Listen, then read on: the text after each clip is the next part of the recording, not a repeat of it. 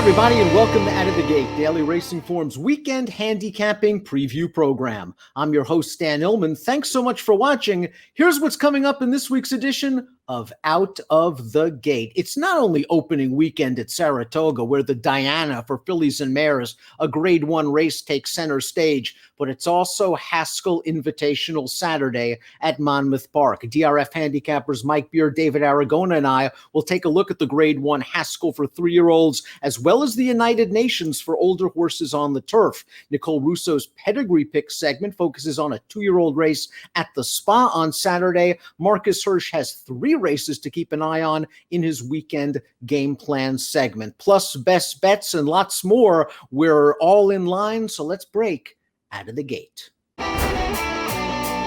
begin out of the gate with a closer look of the Saturday DRF race of the day. Let's throw up the field for the Grade 1. $1 million Haskell, 3-year-olds going 1 1/8 miles, and you can download free formulator past performances for this race on the Race of the Day event page at DRF.com. Field of 7 entered for the Haskell. The number 3 Mandaloon finished second in the Kentucky Derby, but he might end up being declared the Derby winner, depending on what happens with the controversial Medina Spirit. Let's go back to Mandaloon's first race after the Kentucky Derby, the local prep for the Haskell in the Pegasus at Monmouth at 1 16 miles. He went off the big favorite in this race, and it looks like right here at the 3/16 pole, he's going to go on to an authoritative victory. Maybe he waits on horses just a little bit. Maybe he needed the race. But this becomes close at the finish as Weyburn, the number 4 in this race, battles back on Mandaloon. Still, Mandaloon got the job done.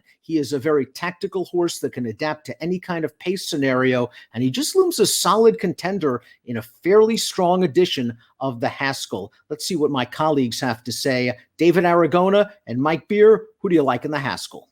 I'm not getting too creative in this Haskell. Hot Rod Charlie is a horse that seemed to just keep stepping forward with each start coming into that Kentucky Derby, and while he lost that race to today's rival Mandaloon, it feels like Hot Rod Charlie took yet another step forward last time out in the Belmont Stakes. We'll take a look at that performance as he comes into the stretch alongside Essential Quality, who does eventually wear him down, but Hot Rod Charlie was aggressively ridden away from the gate in that 1.5 mile test of the champion to set a pretty quick opening quarter and half mile, and that kind of softened him up for Essential Quality to get by him in the Belmont Stakes. He's going to appreciate cutting back to the 1 1/8 here. It appears that Hot Rod Charlie is training very well for this summer return to the races, and I think he's just going to be a little bit too good for his Haskell rivals to handle, because I wasn't thrilled with Mandaloon's effort last time in the Pegasus. Midnight Bourbon's got to prove that he can take that step forward that Hot Rod Charlie already has, and Following C, who is the up-and-comer into this race, he's got to prove that he can handle the distance, and it feels like that one's going to take some money. So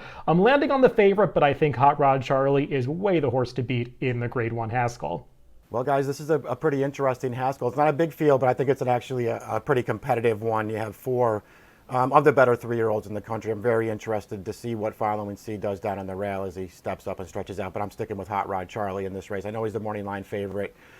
We all saw that Belmont Stakes, though. Obviously, this horse took a huge step forward that day. It's a performance that's been highly regarded, and it should be. He ran very, very well that day. He's got great tactical speed. He's just a horse who, sort of came out of nowhere as a 2-year-old, but he has confirmed that his Breeders' Cup at a big price was no fluke. This horse has been good in every one of his starts since then. He's very clearly one of the better 3-year-olds in the country, and I'm going to stick with this horse in the Haskell, favorite or not. I certainly understand what both David and Mike are saying about Hot Rod Charlie. His Belmont was an exceptional effort. He's going to be very dangerous for Doug O'Neill, but I'm a big fan of the number 6, Midnight Bourbon. Let's go back to his race in the Preakness, the second Julin Racing's Triple Crown. He was hung out 4 wide on the backstretch. He was battling it out with Medina Spirit, the Derby winner, and he's got the better of the Derby winner. At the 3/16 pole, Midnight Bourbon's got the lead, but Rombauer is going to run down these 2 softened up pace setters. I thought Midnight Bourbon ran very well to be second in this race. I love his tactical speed, and coupled with this outside post, I think the king of Monmouth, Paco Lopez, is going to have Midnight Bourbon sitting second or third, ready to pounce at the 3/8 pole. He's already beaten Mandaloon this year at the fairgrounds. I think he's going to offer a little bit of value. He's a very steady, consistent horse that just needs to take a slight step forward. I'll go Midnight Bourbon in the Haskell. Marcus Hirsch has 3 weekend game plan picks for you. You know Marcus has his eye on value. Let's see who he likes.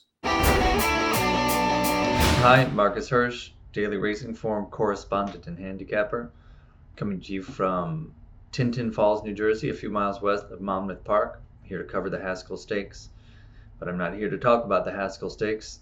I'm here to talk about weekend game plan for Saturday, July 17th. Weekend game plan. I picked 3 stakes races in North America and try to find a horse with some value in each of them. Let's start this week at Saratoga, where I like Summer Romance in the Diana, Grade 1, 9 furlong grass race for fillies and mares. Almost always an excellent race, no exception this year. I think it's a really deep field with a lot of plausible winners. Summer Romance is, I believe, the 4th choice on David Aragona's morning line at 4-1. She was beaten by her stablemate and Diana entrant Altica in the Grade 1 Just a Game at Belmont Park last month. The 2 horses ran against each other twice in Dubai earlier this year, and I think that's significant. Altica won the race over 1 mile, while Summer Romance won over 1 mile and an eighth. Both those races are run around 1 turn at Meydan.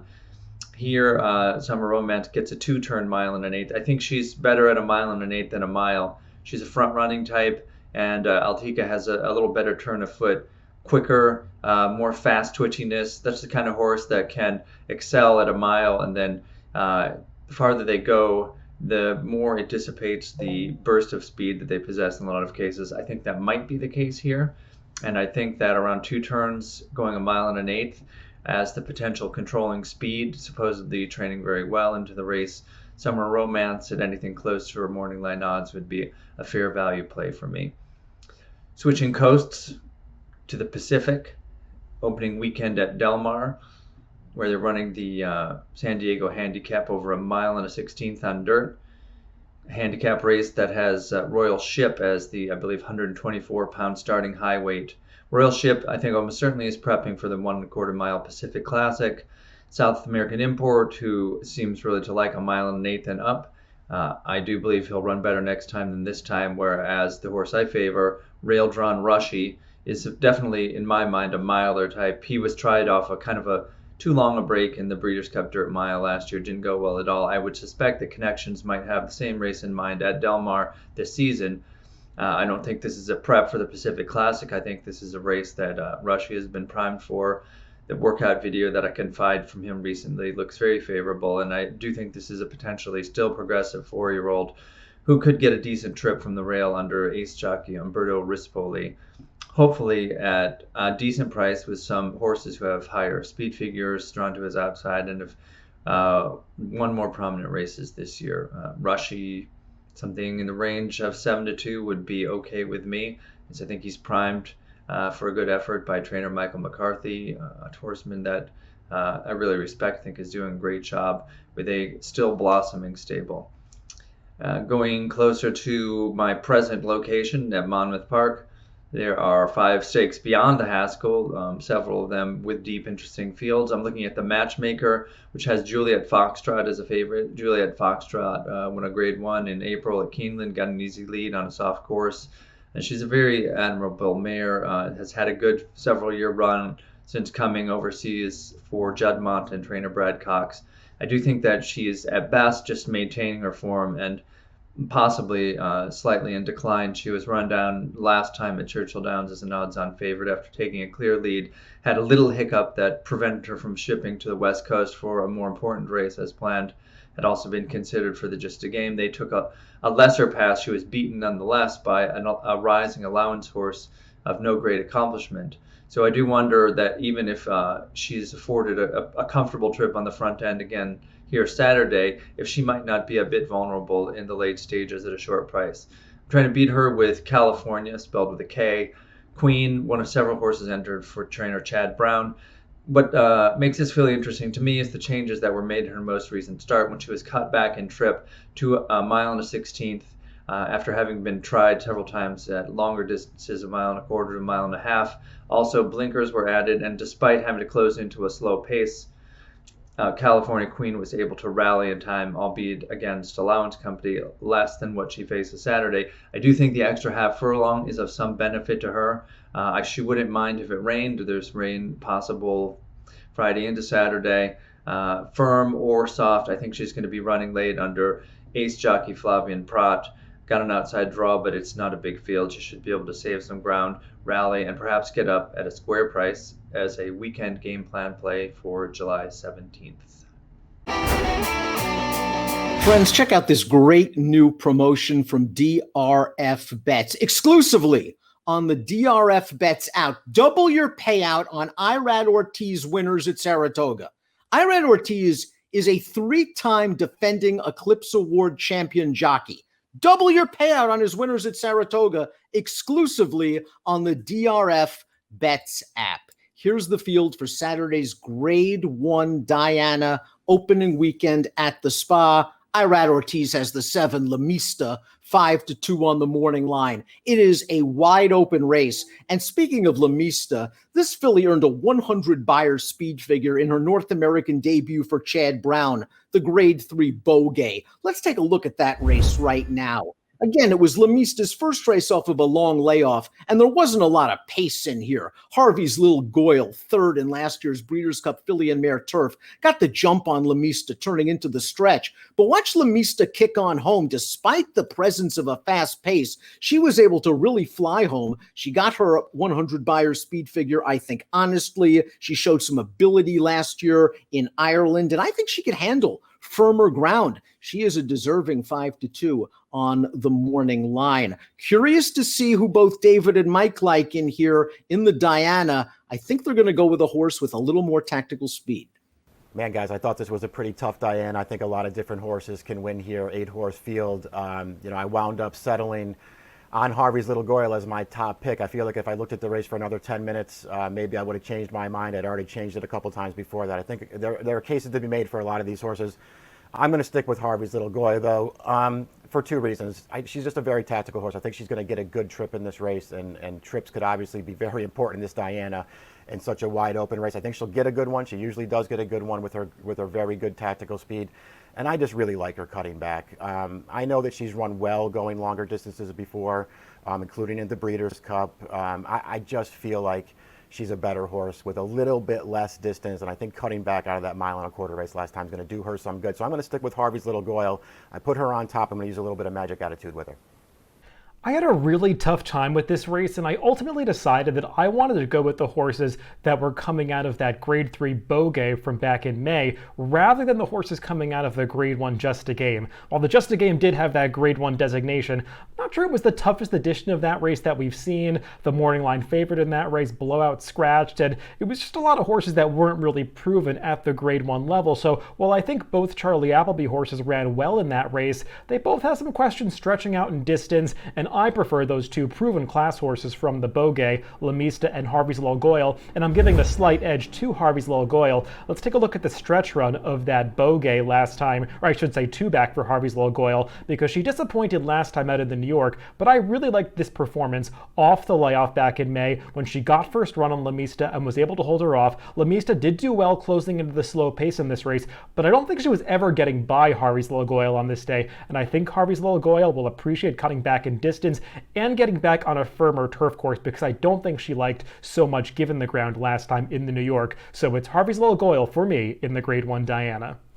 I respect Harvey's Little Goyle's tactical ability. I respect her overall talent, and I think she should do better on firm turf. But I was really taken with the way the number 8, Althika, won her North American debut, the Just a Game, on Belmont Stakes weekend. Let's watch that race right now. Summer Romancer, uncoupled Godolphin stablemate, has a clear lead turning into the stretch. And watch Althika down inside. What a lovely ride from the Hall of Famer Mike Smith. Going to split horses, fine room down towards the inside, and he's going to squeeze on through. Now, you can watch the head-on replay of this race in Formulator, and you're going to see that right about here, Althika gets bumped towards the rail. She's in tight. She is indomitable. She goes on through this hole. She really fired home to win. I think this filly has an explosive kick, and I think she's going to be firing once again at the end of the Diana. Godolphin's been just winning just about everything this year. I think they can do it again with Althika. Let's see who Nicole Russo's Pedigree Pick segment focuses on. I know it's going to be a 2-year-old at the Spa. The first Saturday card of this Saratoga meet includes 3 races for 2-year-olds. Dan Ellman and I will take a closer look at the Grade 3 Sanford, which has one of its biggest fields in years on Spa Babies this week for DRF TV. But here on Out of the Gate, I want to take a closer look at the 6th race. We'll look at the field here for maidens on the turf, going 2 turns. These races always really fun at Saratoga, some really interesting puzzles, and they've produced some nice horses over the years. Going 2 turns, I like to start by looking for a horse with some racing experience. Although exceptional horses do always seem to prove the exception, I do think it's hard for these babies to have the fitness foundation to debut at 2 turns off just works. Now, of the 3 experienced horses in this race, Never Say No may very well wind up as your favorite. He's made both his starts on the turf, finished second, going 7 furlongs last out. An international pedigree by No Nay Never, I tend to like those a little bit better, going a little bit shorter, but out of a Galileo mare, that certainly helps in this spot. One of the other experienced horses in here is R Doc by turf champion Gio Ponti. So that's an obvious pedigree, but this one has been well beaten in 2 starts to date. I think the value play may be the horse with the experience, but with the least obvious of the 3 pedigrees. Rattle and Roll is from the first crop of Connect and out of a Johannesburg mare. Now, he was 3rd on debut at Churchill Downs, and sometimes that main track plays kindly to turf-type horses. I like that Javier Castellano is getting aboard 2nd time out for trainer Ken McPeak. Now, this is the first crop for Connect, who will watch here scoring his biggest win in the Grade 1 Cigar Mile. Obviously did all of his work on dirt, but I do think he could be a little bit of a hidden turf sire.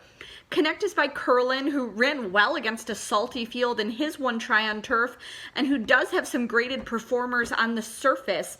His first son to stud was Palace Malice, who in his first crop sired Breeders' Cup Juvenile Turf winner Structor.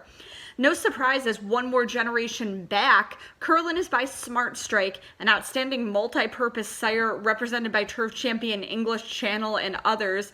It's obviously a 2-turn type of sire line as well. So putting all that together, I do think Rattle and Roll may offer you some great value in this maiden spot. Some other pedigrees of note in this race, I'd be remiss not to mention James Aloysius by Good Turf and Juvenile sire More Than Ready out of a German-born mare. Portfolio Company and Great Britain by turf champions and leading sires Kitten's Joy and English Channel, respectively. Great Britain also out of the good turf mare Rutherienne. And Informal out of Epsom Oaks winner Casual Look, the dam of a graded winner on turf and Casual Smile. Well, let's stay on the turf and move down the shoreline a little bit. We'll get you on over to the team for a look at the Grade 1 United Nations on Saturday's card at Monmouth Park. We move on to Grade 1 stakes action on the turf at Monmouth on Saturday. Here's the field for the Grade 1 United Nations. We're going 3 turns over Monmouth Park's turf course. This race at 1 mile and 3/8, carded as race number 11. The number 1 Arklow is the 8-5 morning line favorite. You're getting a square price on the morning line on the number 8, Masterpiece. Chad Brown, Joel Rosario, 4-1 on the line. This horse didn't do much running last time out in the Manhattan over a wet turf course, but the last time he raced with Lasix was 2 starts back, and we'll watch that effort at Keeneland, his seasonal debut. He was the big favorite in this race. He got a very nice trip in behind a contested pace. He gets to the outside, and he's just going to run down these horses. And this was a pretty solid field that he beat. He also earned a 103 Beyer speed figure. And if Masterpiece can get back to that 103 Beyer at this longer distance, he's a really interesting contender for a great trainer at a decent price. He's one of the top contenders in this race. Mike and David have different ideas. Well, guys, I think the UN did pretty well this year. They've got a pretty competitive field for this race. A field of 10. There's some quality to this field, to be sure, and plenty of horses who want the distance. The 2 favorites looked very tough to me. I didn't think they were necessarily that easy to separate, but I'm going to stick with Arklow. down on the rail. I like the recent form from this horse. Ever since the blinkers went on, it feels like, and he is a prior Grade 1 winner also, but ever since the blinkers went on, it feels like he turned his career back around. He's now won 3 out of his last 4 starts. The distance is no problem for him, and he's just one of those horses who's not going to be compromised by pace. If they go fast, that's okay. He'll sit off it. If they go a little slower, he's not the kind of horse who's going to be outrun and have too much to do. He's very handy. I think he's going to get a great trip from the rail here. And I just trust him more than I trusted the other favorite, Tribhuvan, on the outside. Although I respect Tribhuvan's speed greatly, I'm taking Arklow in the UN. I've just never been the biggest fan of morning line favorite Arklow, and while he's won 3 of his last 4 starts now coming into these United Nations, he still has the reputation for me as a horse that doesn't always deliver in these top-level Grade 1 races, and while this didn't draw the toughest Grade 1 field that we've seen on the turf this year, still think Arklow's going to have to turn up with a pretty good performance to beat some runners from the Chad Brown stable, so he's definitely a contender, but at a short price, he's not for me. I prefer the Chad Brown up-and-comer Tribhuvan, who ran so well last time in the Grade 1 Manhattan. We'll take a look at the stretch run of that race when he got run down by his stablemate Domestic Spending, but it's no disgrace losing to Domestic Spending in the form that he's in right now, because he looks like he is the top U.S. turf horse in the country, and it's not really close at this point. Tribhuvan set a strong pace, ran away from the field around the far turn, a really enterprising ride from Eric Hansel, and he was able to hold on for second, a clear second over next out winner Gufo. He's got to stretch out to the mile and 3/8 here, but I'm not that concerned about it because he's gone some longer distances in Europe in the past, and I think that given how well he's doing right now for the Chad Brown barn, a horse who's really taken a step forward since they gelded him last year, he seems like one that could be up to the challenge. There's other speed in this race, but he's drawn on the outside, and I think they're going to use those aggressive tactics once again, so I'm on the number 10 Tribhuvan in the Grade 1 United Nations. I'm with Mike on this one. Arklow's last race, I thought, was simply tremendous at Churchill Downs. He was steamrolling over horses on the backstretch to get into contention, dragging Florent Giroux 4 wide onto the 3rd turn, and then he just blew away his competition in the stretch. It was a very easy performance and a very promising seasonal debut. He picked up right where he left off when he won the Hollywood Turf Cup 2 starts back. It just appears that he's rejuvenated ever since Brad Cox put blinkers on. I think this is a field he can beat, and I think he can continue to take that step to be one of the better longer distance turf horses in the country. Hate the short price, but rather have a short price than a long face. I think Arklow gets it done in the United Nations. Best bets coming up next. My best bet comes on Saturday at Monmouth Park in the 10th race, the Grade 3 Molly Pitcher, which will be run right before those 2 Grade 1s that we already talked about. This is a mile and 16th race for the fillies and mares on the dirt, and you've got a pretty wide open competitive field of runners, a few that could take money that are drawn down towards the inside, like our Super Freak, Mrs. Danvers, and Vault. Mrs. Danvers could go off as the slight favorite, but she's not a horse that I like to trust. She's really one that needs everything to go her way to be successful, and I'm not sure that's going to be the case here because the Timeform US pace projector is predicting a fast pace, and there is plenty of speed signed on in this race to go with Mrs. Danvers on the front end, so I'm hoping that it's fast and contested up front because I want things to set up for the number 4 Thankful, who is my top pick at 8-1. She's going out for the Todd Pletcher barn, coming off a little bit of a layoff after they tried turf last time in the Bow Gang. Clearly, they were getting a little desperate because she had gone off form pretty badly since the winter at Aqueduct, but I've watched some of her recent workouts. It seems like she's really coming around in her morning preparation, and I believe she's coming into this race sitting on a much better effort than we've seen out of her in recent starts. She showed class at the end of last year when she actually beat Mrs. Danvers in an allowance race and won the ladies handicap at the beginning of the year, so I think Thankful has it in her to be successful in this race, and it doesn't hurt getting Flavian Pratt aboard. He's got 3 very live mounts at Monmouth Park on Saturday, so the number 4 Thankful for me in the Molly Pitcher. Well, my best bet's going to be at Saratoga, and I'm going to get it out of the way early, too, guys. I'm going to go to race number 1 at the Spa on Saturday for my best bet. It's a New York-bred turf sprint for maidens, and I like number 6 in this race. I'm Blaming You. This is a horse who's returning from a layoff here to make his 3-year-old debut.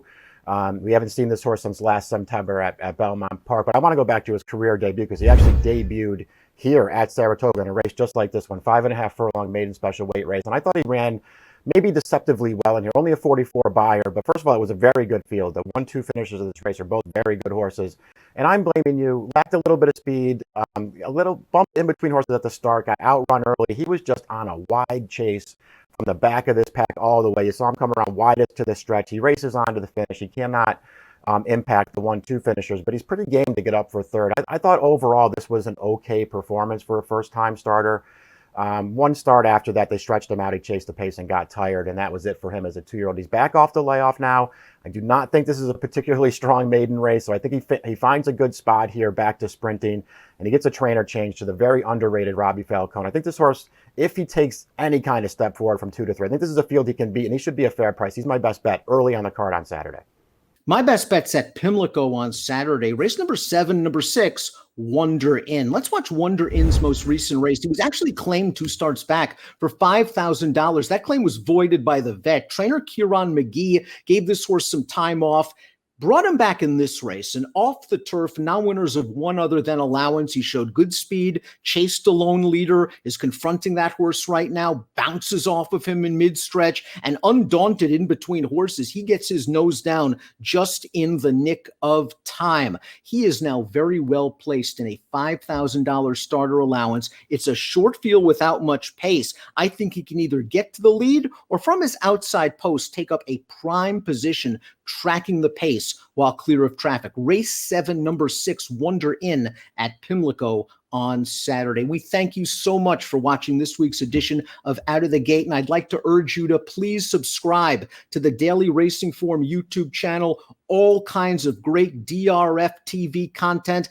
Out of the Gate, the Timeform US Pacecasts, expanded stakes previews of most graded stakes races in North America, the DRF Race of the Day, Spa Babies presented by Spendthrift, and lots more. Subscribe to the Daily Racing Form YouTube channel. That's it for this week. Best of luck when your horses break. Out of the Gate.